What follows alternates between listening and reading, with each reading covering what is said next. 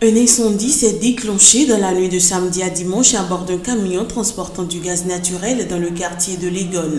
Le feu s'est ensuite propagé à deux stations-service proches, dont l'une de gaz liquéfié, bilan 4 morts et plusieurs dizaines de blessés. Dans n'importe quel coin du Ghana, vous verrez des stations-service. Elles sont toutes inflammables. Donc, dès qu'il y aura une petite erreur ou une erreur plus grave, il y aura un désastre dans le pays.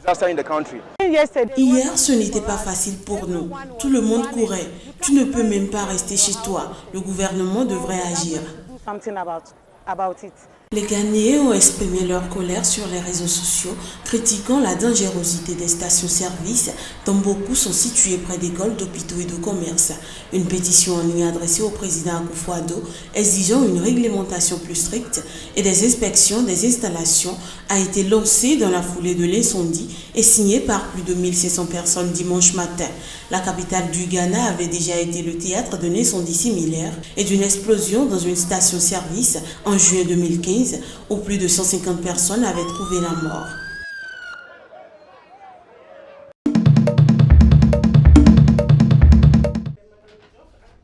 Dans cette petite entreprise de livraison de repas à Dakar, c'est l'heure des comptes pour Mariem Assietou Diagne.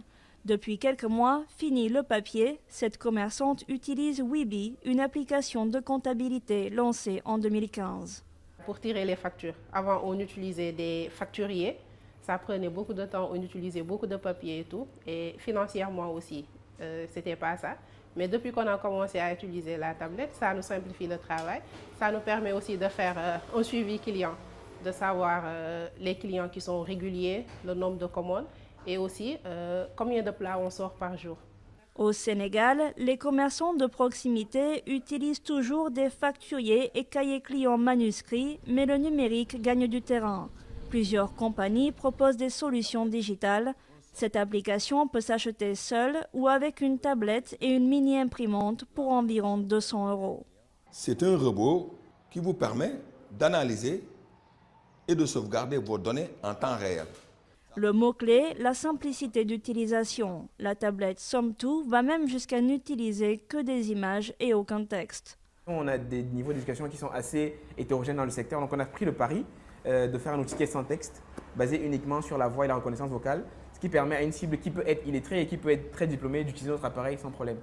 Weebly et Somme-Tout comptent à eux deux pour l'instant environ 150 utilisateurs. Un marché balbutiant, mais dont le potentiel est considérable. Au Sénégal, la moitié des commerces sont des entreprises individuelles.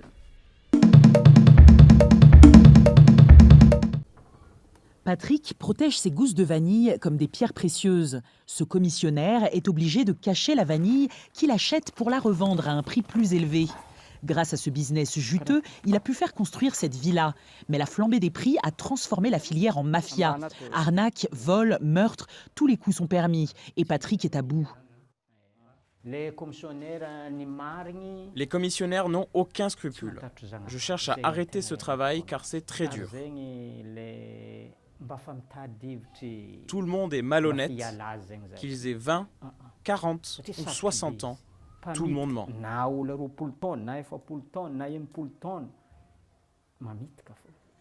Madagascar fournit 80% de la production mondiale de vanille, mais la demande est supérieure à l'offre. Avec la spéculation, son prix a triplé en 3 ans pour atteindre environ 600 $ le kilo cette année.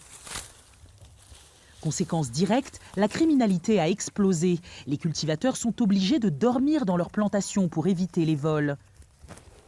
On risque la mort en surveillant nos plantations la nuit.